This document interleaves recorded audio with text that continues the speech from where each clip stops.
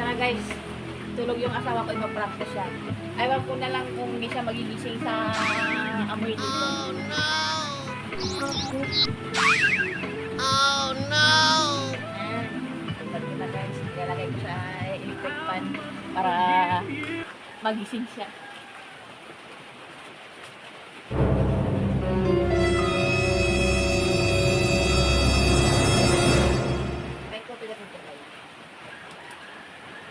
Para maamoy niya.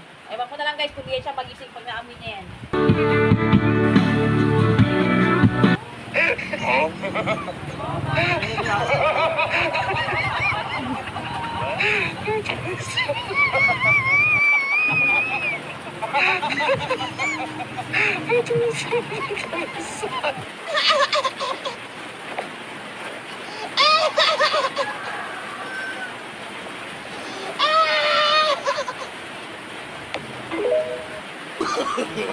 No, no, no, no.